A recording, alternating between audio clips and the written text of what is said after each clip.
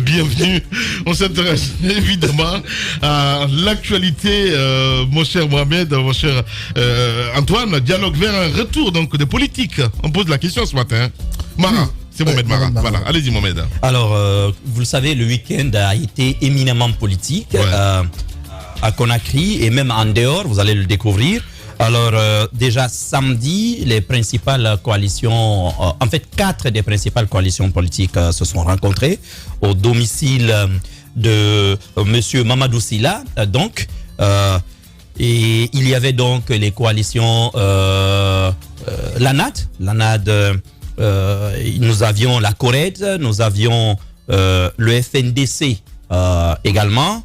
Oui, le FNDC, il y a une branche politique, le FNDC tout simplement, et puis le RPG Arc-en-Ciel. Alors vous allez vous demander, mais comment une telle salade est possible, un tel cocktail est possible? C'est le séisme là. Alors, moi j'ai échangé avec quelques acteurs pendant le week-end, et ce n'est pas difficile à comprendre en fait. Primo, ils me font savoir qu'en réalité, ils subissent les mêmes sorts. Parce que d'après eux, le CNRD frappe sans distinction en ce moment. Et quasiment les membres de toutes ces coalitions se trouvent soit dans les mailles des filets de la justice ou persécutés d'une manière ou d'une autre en exil. Donc, ils ont décidé de se retrouver.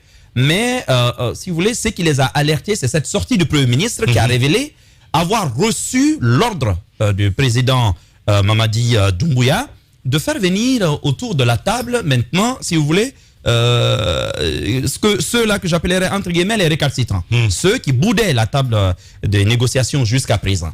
Donc à partir de là, ils ont décidé de se mettre ensemble et de discuter, parce que comme je vous le disais, ils partagent le même sort, mais secondo, pour eux, alors là, mes interlocuteurs ont été fermes, pour eux, il n'est pas du tout question d'aller en rang dispersé autour d'une table de négociation. Mais ce qu'il faut préciser, à mon avis, qui est important, c'est que j'ai vraiment décelé, et je pense qu'on me l'a dit très clairement, les gens veulent aller au dialogue. Et je pense que ça, c'est une avancée. Ils veulent y aller, mais ils se mettre ensemble pour peaufiner leur stratégie. Ils ne veulent pas aller en rang dispersé. Les 4 coalitions veulent aller ensemble, parce qu'ils soupçonnent des gens du CNRD de vouloir justement créer de la distension dans leur rang. Donc, ils veulent aller ensemble. Ça, c'est le deuxième point. Le troisième point, c'est que ils ne demandent plus l'exclusion de ceux-là que nous avons l'habitude d'appeler, nous les médias, les petits partis, mais ils demandent une recomposition quand même de la table de négociation. Ils veulent avoir en face le bloc. En fait, ils veulent 2 blocs. Le bloc, donc, constitué des 4 coalitions, CORED, ANAD, FNDC et RPG, et en face le bloc CNRD et tous les partis qui se reconnaissent dans, si vous voulez, la vision du CNRD, pour éviter d'avoir d'autres blocs tierces et noyer le débat. Donc c'est cela leur troisième inquiétude. Donc ils veulent avoir le CNRD, et puis autour d'eux, bien sûr, les partenaires techniques et financiers de la Guinée, comme c'est d'ailleurs le cas dans tous les dialogues généralement. Et puis, au centre, vous aurez le médiateur, bien entendu. Donc, voici un peu ce qu'ils ont décidé entre eux, et ils ont décidé de ne pas faire de communiqué là-dessus pour le moment. Vous savez que plusieurs quand même des barons de ces partis politiques sont soit en prison, c'est le cas de Saïkoya Abari, soit à l'étranger, c'est le cas de Selou Dalen Diallo ou de M. Sidia Touré. Donc, ils ne sont pas là, mais les lieutenants de ces partis, voilà ce sur quoi ils ont quand même concordé durant le week-end. Alors, nous apprenons au même moment que du côté de Paris, le FNDC, dont la branche politique était représentée samedi ici à cette réunion, décide cette fois-ci avec l'autre branche que nous appelons désormais FNDC dissous, décide d'attaquer devant tout simplement d'accord. Tamba me fait savoir un sujet bien spécifique. Donc voilà ce qui est sorti un peu des discussions ce week-end entre ces partis politiques. Mais moi je pense qu'il y a une bonne nouvelle, c'est que les gens se décident quand même à aller discuter. Et secondo, peut-être que ce qui va être proposé, je pense, ne serait même pas impossible à atteindre par le CNRD, mais j'imagine que les autres partis politiques, quoique pratiquement d'accord avec le CNRD, n'aimeraient pas être vus justement sous la bannière du CNRD, ce qui pourrait forcément bloquer les discussions. Qui sont ces partis? C'est le groupe de Faya Minimono et les autres. J'ai bien ajouté. Voilà. Parce que moi, vous avez suivi Faya Minimono sur nos antennes? Oui. Ah ben voilà, donc vous avez la totale là. Ce que moi je voudrais dire rapidement, Djibril, si tu permets, c'est que oui, mais attends, c'est lundi. Lundi, il faut avoir de la pêche. Bien. Ce que je veux dire, c'est que quand Mohamed Mara dit que la bande à la coalition de la NAD. Avec un thé qui ne t'appartient pas. Oui, mais je l'ai prise comme tu le fais chaque matin. Lamine sait quel sort il subit. Donc ce que je veux dire, pour revenir au sujet, c'est que cette bande de coalition ANAD, UFDG, FNDC, politique, etc., lorsque Mohamed Mara dit qu'ils ont tous les mêmes sorts, moi je ne suis pas d'accord. L'UFDG aujourd'hui n'a pas le même sort que le RPG qui a ses caciques au pouvoir. Quand on me dit, non, laisse-moi, que tu écarquilles les yeux. Comment ça? Il n'a pas le même sort. Mais il n'a pas le même sort que les autres. Le RPG a combien de ces comment on va dire ça, de ces lieutenants au pouvoir? Il y en a plein. Au pouvoir? Oui, pardon, en prison. Il y en a plein. Le FNDC a Foni Kemenge en prison. L'UFR a Sekouya en prison. L'UFDG a qui? Personne, sauf peut-être les militants qui sortent pour manifester. Donc, ils n'ont quasiment pas le même sort. Et ce que moi je veux dire, c'est que c'est un mariage, ce qu'on appelle un mariage forcé. Un mariage de circonstances. Parce que tout simplement, ils soupçonnent le CNRD de vouloir exclure certains acteurs politiques. Ça, c'est un soupçon, ce n'est pas une réalité. Ce n'est pas une réalité, ce n'est pas un fait. Si, c'est une réalité. Tu es dans la supputation. Chaque matin, toi, tu es dans la supputation. Il n'y a pas de supputation, je ne vois pas ce qu'il te faut de plus pour comprendre qu'il y a une réelle volonté. Non, qu'est-ce qui vous prouve? Je te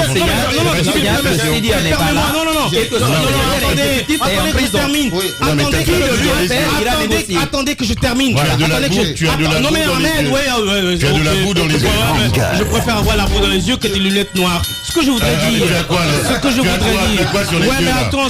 dire. Moi, ce matin, ce que je voudrais dire, c'est qu'on parle de Cellou Dalein Diallo à l'extérieur.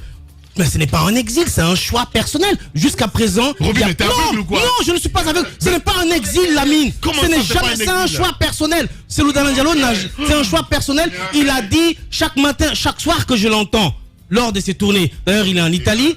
Il dit qu'il est en tournée internationale. Il n'a pas parlé d'exil. Et jusqu'à présent, on l'a pas interdit de revenir. On l'a jamais. Il n'a jamais été mentionné quelque part.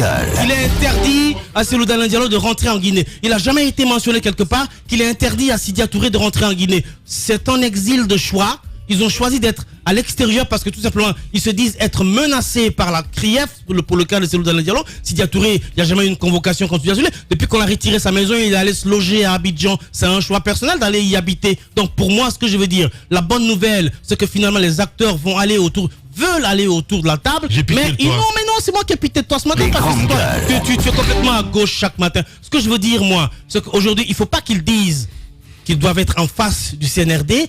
Et que les partis, quel parti? Encore une fois, les gens sont dans leurs idéaux. Quel parti politique partage la même vision que le CNRD? Le CNRD n'est pas un parti politique, même si on veut le faire croire. Le CNRD n'a jamais dit qu'il se porte candidat à une élection présidentielle. Donc les acteurs politiques aujourd'hui qui se définissent être dans la vision du CNRD, moi j'en connais pas pour le moment. Merci beaucoup. La bonne nouvelle, c'est quoi? C'est que finalement, l'aile dure de l'opposition décide finalement d'aller à la table de négociation. Je pense que c'est une bonne chose. Voilà, il faut sauver le soldat Robin, sincèrement. Il n'entend pas toujours là. Tu peux fermer son micro. Merci, parce que je veux pas qu'il m'interrompe. Écoute, quand on veut avoir, non mais tu as des arguments, mais d'une putréfaction ce matin, hallucinant. C'est hallucinant ce que j'entends. Alors je vais lui expliquer comment ça se passe. Il y a actuellement une volonté, et depuis le début, de la part des membres du CNRD, que les choses soient claires, d'éliminer une partie de la classe politique. Que les choses soient claires.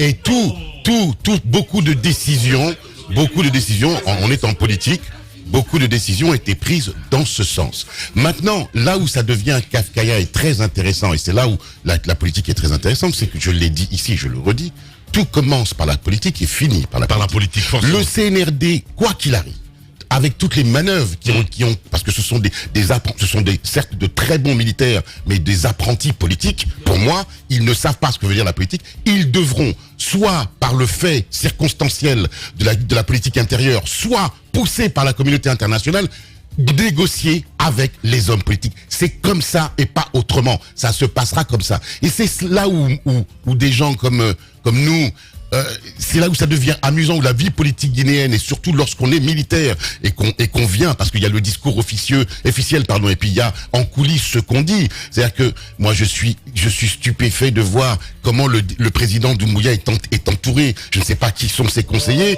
mais je les trouve très mauvais en l'occurrence. Parce que honnêtement, lorsque on connaît la vie publique, la gestion de l'État, on sait qu'on ne peut pas faire sans les hommes et les femmes politiques d'une nation. C'est immuable. Depuis la nuit des temps, c'est comme ça. Alors, ce qui va se passer là, je vais vous le dire, ça va aller graduellement. Parce que ils sont effectivement en train de renouer le dialogue. Le président de la République, apparemment, aurait demandé au Premier ministre de contacter les partis politiques. Mais ce qui va se passer, c'est que les partis politiques vont se retrouver avec les mêmes interlocuteurs qui ont été incapables auparavant, de les respecter, et de faire des propositions concrètes. Ouais. Parce que la question, elle est où? Ouais. Donc, lorsque tu noues un dialogue, que ce soit un dialogue social, un dialogue politique, tu ne mets pas des hommes politiques en réunion dans une salle et tu viens leur faire la leçon. Il y a normalement des préparations, des négociations en coulisses, il y a des conseillers qui se rencontrent. C'est comme ça qu'est fait. Mais non, en Guinée, tu as un ministre tout puissant qui est mandaté par le président, ils vont dans je ne sais quelle salle et puis on fait la causette. Je dis bien la causette, et on donne des leçons de vie aux hommes politiques. C'est pas comme ça que ça se passe.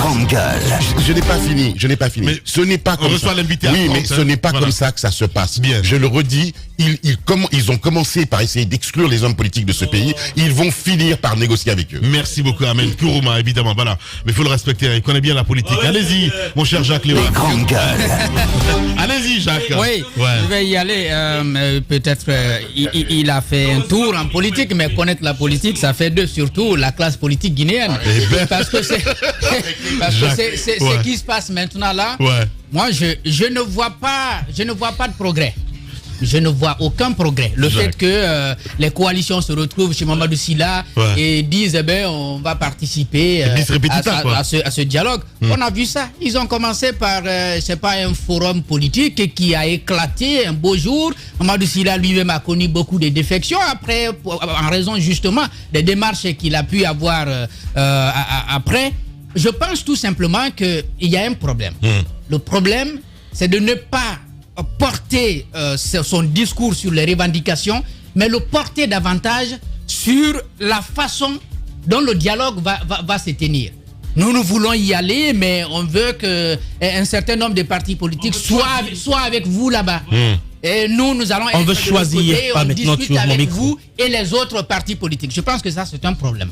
Vous avez vos revendications et le seul à répondre à vos revendications, c'est le CNRD ou le gouvernement. Vous venez porter vos revendications. Ce n'est pas un parti politique qui va répondre des revendications de l'ANAD, de la Corée, du FNDC. C'est le gouvernement. Donc c'est le gouvernement et le CNRD qui l'intéressent dans cette histoire. Bien. Ce n'est pas les autres formations politiques. Si les autres formations politiques n'ont pas de revendications comme ils le prétendent, alors ce n'est pas leur problème. Et ils ne viendront peut-être pas. Bien. Mais s'ils ont des revendications, ils viendront aussi les porter devant, n'est-ce pas, le gouvernement et le CNRD. L'autre chose, et je vais terminer là-dessus, c'est quand même sur le Premier ministre. C'est vrai, le président lui dit de conduire, n'est-ce pas, cette discussion.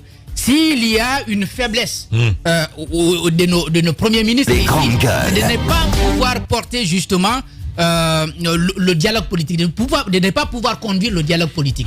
Ce n'est pas seulement Béavogui, on l'a vu, ça a été une faiblesse. Mais les autres premiers ministres de Alpha Condé ont empêché aussi sur ce plan. Le seul qui a opté pour sa méthode particulière et qui lui a réussi, quoi qu'on dise, c'est bien Kassori, parce qu'il a dit « je ne dialogue pas, mais vous ne m'embêtez pas ». Donc je pense que c'est bien naturellement cette interrogation que moi je porte aujourd'hui. Est-ce que le Premier ministre Goumou a les capacités nécessaires de conduire sa politique tout en ayant, n'est-ce pas, autour de lui ou alors sur l'échiquier politique des gens qui vont continuer quand même à l'embêter. Parce que c'est une vérité. Justement, j'ai pas envie de dire, parce que souvent il y a des premiers ministres guignols aussi, il faut le rappeler. Allez-y, mon cher Dib. Lamine, je ne voudrais pas être ce matin assez caricatural. Je pense d'abord qu'on ne peut pas déployer la lutte politique à l'autel du sacrifice de la justice. Quand on examine les revendications de cette classe politique, on parle de gens qui sont embastillés comme si c'était pas contre lesquels des faits graves sont reprochés. Donc, ces gens, quand on met, n'est-ce pas, les revendications d'ordre judiciaire dans le bassin politique, pour en faire une arme de négociation, je trouve que ce n'est pas sérieux. Je trouve au-delà de ça... Est-ce leur droit ou pas du tout, Djibril? Vous dites? Est-ce leur droit ou pas du tout? Vous dites quoi? Est-ce leur droit ou pas du tout? C'est leur droit, mais ils font de la politique. Mais sauf que, en faisant de la politique, choses, et surtout, c'est pas les mêmes choses. Lamine, s'il te plaît, oui, vas-y mon grand. Ce serait très mauvais pour vous d'avocasser pour défendre une sous-traitance. Non mais si, non mais si, c'est important parce que quand vous dites, non, je pense qu'on va quand même pas faire les commissaires de la pensée unique ce matin. C'est pas la pensée unique. Le commissaire de la pensée unique. Ce n'est pas la pensée unique du matin. Non, je suis d'accord avec Roby. On a une classe politique qui est un peu patraque, qui a des revendications, qui ne s'agrègent qu'à des considérations personnelles, qui a des revendications. Non, mais c'est important, Lamine. Qui a des revendications qui ne s'agrègent pas aux intérêts de la population. Quand vous examinez de fond en comble les revendications qui sont exhibées par cette classe politique, vous verrez la population ne trouve... Tu as leur plateforme revendicative? Parce que moi j'aimerais bien que tu nous détailles leur plateforme revendicative ici. Dis-moi dans cette revendication... Je ne sais pas, moi je te demande. C'est toi qui dis que si on examine, je ne peux pas examiner ce que je n'ai pas sous l'écran. Est-ce que tu peux nous rappeler leurs revendications? Quand on lit la presse, ils ont dit dialogue. Ils ont dit dialogue, s'il vous plaît. Et maintenant, il dit, s'il vous plaît, on apprend qu'ils se mettent en branche pour aller au dialogue. Ce serait bien, ce serait bien. Mohamed, je suis imperturbable, tu ne peux pas me perturber. Non, pas du tout. Allez-y. Et ce qui est plus grave, on voit des gens qui se sont crêpés le chignon hier. Non mais, s'unir, quand même, Lamine, quel mariage de la carpe et du lapin. C'est un mariage de contre nature entre les gens qui ne prêchent pas idéologiquement, politiquement la même chapelle et qui se réunissent parce que tout simplement ils ont aujourd'hui, certains parmi eux ont maille à partir avec la justice. Je pense qu'il faut être sérieux dans ce pays. Et quand j'entends cette ritournelle qui consiste à dire non, c'est pas un procès d'intention. Allez-y. Non mais Ahmed, tu as parlé, laisse souffle de m'écouter. Et quand j'entends cette chanson répandue, cette ritournelle qui consiste à dire que le CNRD a le dessein de mettre fin ou d'exclure une partie de la classe politique. Eh bien, non, mais c'est une vérité qui ne repose sur rien. Ce sont des affirmations gratuites qui reposent sur du sable mouvant. Parce que, à date, personne n'a la preuve que le CNRD a le dessein d'exclure. Et d'ailleurs, Lamine, quel serait... Non, Lamine, s'il te plaît, Lamine, quel serait le mobile du CNRD qui pourrait expliquer son intention d'exclure des acteurs politiques? Le CNRD a trouvé... Tu es là, Djibril? Oui, tu es en Guinée. Oui, je suis en Guinée. Allons-y. Je suis en Guinée. Bien. Je suis étonné que tu adhères Comment ça, j'adhère? à une idée comme ça, à une théorie complotiste qui n'a ni queue ni tête, et qui n'a aucun fondement. Voilà. Arrêtons dans ce pays. Mais tu t'entends sincèrement? Oui, mais si Lamine. Arrêtons dans ce studio. Et nous on l'entend dans ce studio de défendre l'indéfendable. Non mais c'est important. On a une classe politique qui a besoin de se régénérer, qui a besoin de se... Non mais si. Ah ben voilà, ça vient. Oui, ça qui a besoin de se régénérer. Merci beaucoup. Non mais si. Merci. Les grandes gueules. Maintenant, des bois. C'est cela l'exclusion. Par quelle manière? Régénérer. Allez, on qui va a l'écouter. besoin... Non. qui a besoin, on a une classe politique, on a une classe politique qui a besoin de se dérengariser. Bien. On a besoin de ça parce qu'on a une classe politique qui ne se... Non mais c'est vrai. Merci beaucoup, hein, Djibril. Allez-y, mon cher Antoine. Voilà. Allez, s'il te plaît, Mohamed, pardon. Allez-y, mon cher Antoine. Tu peux allumer le micro, voilà. Quand il dit régénérer, c'est pas forcément changement. La tête, ils ont besoin de se muer et de changer un peu. Allez-y, Antoine. C'est vrai qu'on a suivi cette rencontre du week-end. J'entends mariage forcé, j'entends mariage contre nature, j'entends lapin carpin qui se retrouvent. C'est bien, mais connaissant la politique, ça ne me surprend pas. Ça s'est passé ailleurs. Il y a eu en Côte d'Ivoire 3000 morts. Gbagbo Ouattara, qui pensait que ces deux auraient pu se retrouver un jour. Non, attendez. Mais Roby, soit tu n'es pas sur le continent africain, ou tu es sur une autre planète. Gbagbo est revenu de prison, il a rencontré Alassane Ouattara, il a appelé président. Et Blé Goudé se prépare à rentrer en Côte d'Ivoire. Blé Goudé a reçu son passeport. Et aujourd'hui, on lui a rendu même ses arriérés de traitement d'anciens présidents. On lui a rendu même cet argent. Guillaume Soro a demandé pardon. Au lieu d'encourager les acteurs à aller autour de la table et nous alimentons des débats stériles. Le contre-nature, c'est de vouloir défendre des positions dans cette histoire. Il faut ouvrir les yeux. Pardon, Mohamed, allez-y. Guillaume Soro a demandé pardon à Gbagbo et aux autres pour tous les mots causés ou tous les torts causés à eux lors de la crise. Ça, c'est soit dit en passant. Parlant de la crise guinéenne, moi, la classe politique, ce n'est pas le fait qu'elle se retrouve qui me pose problème.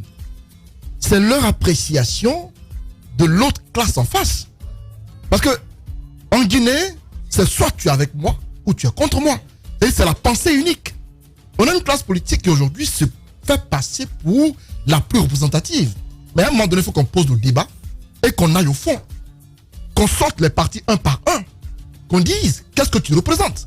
Parce que ANAD, quand on dit ANAD, c'est une coalition de partis politiques. Mais qu'on essaie de les mettre dans une balance, qui là-bas est le poids? C'est l'UFDG. Mais qu'on les sorte un par un, c'est qui? L'UDG? Non, pas l'UDG, mais Jean-Marie Doré, le parti de Jean-Marie Doré, comment il s'appelle? L'UPG. C'est qui d'autre? L'UGDD? C'est qui encore? Non, c'est pas... Non, comprenez ce que je veux dire. Il faut qu'on se comprenne. Quand on veut considérer l'autre en face comme un parti poids-plume, il faut qu'on sache comment se considérer. Parce que vous ne pouvez pas vous cacher derrière les grands partis politiques et vouloir vous faire passer pour de gros partis. À un moment donné, il faut qu'on pose le débat et qu'on dise clairement cette manière de considérer les autres en face comme des partis poids-plume, ça envenime les relations entre les partis politiques. Aujourd'hui, la question n'est pas à ce niveau-là. On n'a pas à dire que tel parti politique, comme il est poids-plume, il faut qu'on le reçoive pour 5 minutes. Bien. Parce que le débat a été posé. Et les autres pour 3 heures de temps. Aujourd'hui, la classe politique doit se retrouver. Ils l'ont commencé. Moi, j'apprécie qu'il y ait quelques avancées. Parce que désormais, on ne parle plus de médiation de l'ONU ou des États-Unis. Désormais, apparemment, ils veulent partir. Bien. Si c'est le cas... Merci beaucoup, Antoine. Non, quand même, vous ne prenez pas la parole comme ça. Mais si, mais non, chacun doit avoir son... Allez-y. Lamine, c'est moi qui ai le... Vous ne faites pas ça. Non. Vas-y. Attendez que j'aille. Voilà. Les partis politiques ont eu la possibilité de poser leurs problèmes. Quelques-uns ont accepté l'invitation du CNRD. Attendez, Ahmed, quand même, je ne vous ai pas interrompu. Allez-y, Antoine.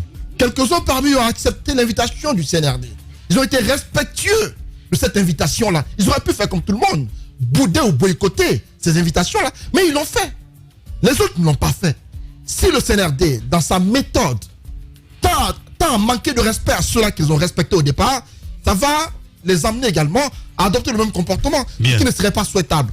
Pour moi, il faudrait que, dans la réponse que dans le CNRD à toute la classe politique, qu'il y ait le respect vis-à-vis de tout le monde, qu'il n'y ait pas de considération privilégiée des uns contre les autres. Bien. Les partis politiques, pour moi aujourd'hui, je ne dis pas qu'ils se valent tous, mais je dis, il faudrait qu'on reconsidère les positions afin qu'on se dise clairement qui est qui, parce que le Bloc libéral n'est pas un parti point-plume.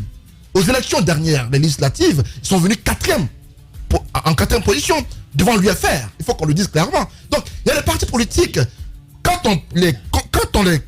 si on veut les considérer sur la base des élections, soit Alpha Condé, il y a des partis qui se considèrent comme grands partis politiques aujourd'hui. Si on va sur la base concrète des élections, ils sont en arrière-plan. Ils sont plus grands partis politiques. Merci il faut qu'ils redescendent sur terre et qu'on se dise que le parti politique, c'est en fonction des élections. L'UFR n'a pas été aux dernières élections présidentielles.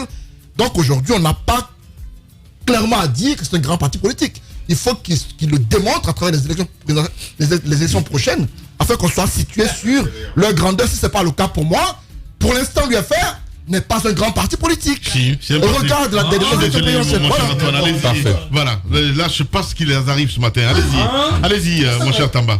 Alors, allez-y, mon cher Tamba. Alors, Tamba, s'il te plaît. Mais je dis ça. Le parti d'Ali Ouba aussi n'a jamais été aux élections dans ce pays. Ali Ouba a eu son agrément récemment. Attendez que je finisse. Disons clairement les choses. Posons le débat. Je peux. Ali Ouba, son parti, a eu récemment, il a eu récemment son agrément. Il n'a pas encore été à une élection politique. Merci. Pour l'instant, puisqu'il n'a jamais été à une élection, il n'a pas à se présenter comme un grand parti politique. Merci. C'est lorsqu'il ira à une élection présidentielle ou législative qu'il aura un score raisonnable que je le mettrai dans la balance des partis de gros calibre. Bien, merci. Pour l'instant, il n'a pas à se taper la poitrine parce qu'il ne l'est pas encore. Parfait. Il n'a pas fait, je suis désolé. Parfait. Allez-y. Alors, nous avons là, à suivre tous les débats, nous avons là une première vérité. C'est-à-dire que les partis politiques vivent comme dans un monde parallèle, qui n'est pas le nôtre. Chez nous, celui qui t'a giflé ici, tu ne l'oublies pas. Tu sais qu'il t'a giflé. Demain, tu fais attention, tu te remets pas avec lui, ça peut pas être ton ami. Chez eux, vous avez vu les misères infligées à l'époque par le pouvoir, et le RPG Arc-en-Ciel à d'autres partis politiques aujourd'hui se retrouvent ensemble. C'est carrément un monde autre que le nôtre qu'il faut essayer de comprendre avec des lunettes appropriées. Et ces lunettes-là, ce sont celles-là qui mettent l'intérêt. C'est ça. En fait, c'est l'intérêt qui régente leurs relations, ces partis politiques-là. Vous allez bien voir, parce que moi, j'ai fait sociologie. Et donc, on met en avant les faits. Et les faits, les voici. Il y a certains qui étaient du groupe qui se sont retrouvés cette semaine, qui étaient déjà au dialogue, au cadre de concertation. Il vous souviendra que Mamadou Sylla y avait déjà participé. Mais il n'y est plus. Aujourd'hui, il se retrouve à dialoguer, à discuter pour se mettre en bloc avec ceux qui ont refusé dès le départ d'y aller. Qu'est-ce qui n'a pas marché? La question, qu'est-ce qu'ils ont en commun? Ou pour parler plus précisément, c'est quoi l'intérêt qui les unit aujourd'hui? Quels sont les intérêts qui unissent ces différentes coalitions? Eh bien, regardez bien, toutes ces coalitions-là, toutes se sentent menacées par la CRIEF. Toutes. C'est le point commun qu'il y a. Première chose, ça, ce sont les faits. C'est pourquoi j'ai écouté tout le monde pour éviter qu'on me bloque quand je vais commencer à parler. Je n'ai bloqué personne. Celui qui me bloque, je laisse pour toi et Dieu. Voilà. Donc non, il faut que Ahmed l'entende. Voilà, parce que c'est lui qui a commencé. Allez-y, Tamba. Et donc, il faut que ce soit clair. Ils ont donc, oui, Lamine, je vois, mais laisse-moi aussi. Voilà. Donc, ils ont cela en commun. Tous se sentent menacés par la CRIEF. Et par le fait de la CRIEF, on prête au CNRD l'intention de les exclure. Est-ce que moi, on peut m'exclure? C'est chose, CRIEF n'a qu'à venir m'exclure. Je suis ici, on n'a qu'à m'exclure. Lamine, on n'a qu'à t'exclure. On va dire, tu prends plus. Même la HAC ne va pas m'exclure parce que j'ai rien fait. Alors, si on a des doutes, ça je peux l'entendre. Mais si on a toutes ces certitudes, il faut affronter la CRIEF. J'ai dit ici, j'ai eu l'occasion, le privilège d'en parler avec lui, au président Cellou Dalein Diallo lui-même. Et je le redis encore ce matin ici. Tous ne sont pas vendus dans ce pays. Et il y a encore des gens capables, à l'intérieur des médias, à l'intérieur de la société civile, de dire la vérité. C'est pourquoi je dis encore une fois. Laisse-moi terminer. C'est pourquoi je le dis encore une fois. Cellou Dalein Diallo n'a pas à aller se cacher. Il doit rentrer, c'est mon avis. Je le lui ai dit, je le redis ici. Il n'a pas à aller se cacher, qu'il rentre. Est-ce que la CRIEF va aller le condamner sur du fond et que nous tous, c'est-à-dire tout le pays, il n'y a pas d'organisation de la société civile, il n'y a pas d'organisation de défense des droits de l'homme, il n'y a pas de journaliste capable en Guinée de dire ça, c'est pas juste. Je le dis encore une fois. Non, attendez. Il n'est pas jugé. Mais je le dis encore une fois. Laissez-moi terminer. Allez-y, Voilà. Kamba. Je le redis encore une fois. Mon avis c'est celui-là.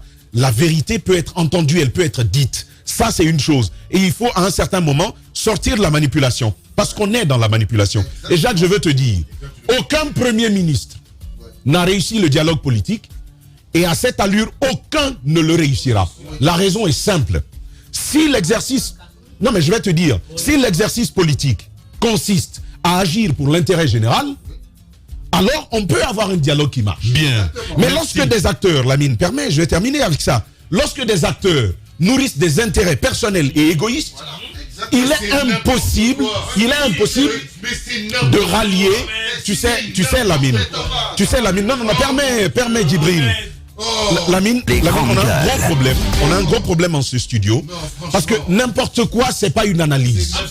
C'est pas une analyse quand tu dis n'importe quoi. C'est important de savoir que là, on est dans ce qu'on appelle, pour l'aider un peu à comprendre ça, mon cher, on est dans ce qu'on appelle en sociologie des organisations une coalition d'intérêts. D'accord? C'est ce qu'il y a ici. Oui, effectivement, mais la sociologie régit bien cela. Et donc, on est dans ce contexte-là. Et donc, qu'est-ce qui se passe, Lamine? Il y a un enjeu. Pour le Premier ministre, c'est rallier tout le monde. En d'autres termes, c'est concilier des intérêts qui sont souvent divergents. Le grand défi du Premier ministre, c'est ça. Et Ahmed doit l'entendre. C'est difficile de faire entendre à l'ANAD et aux autres coalitions, et puis à celle de Frère Milimouno et des autres, les gars, il est possible de trouver un juste milieu. C'est ce qu'on appelle le principe conciliateur commun. Comment y parvenir? C'est impossible d'y parvenir tant qu'on nourrit des velléités et des intérêts personnels. Et en terminant là-dessus,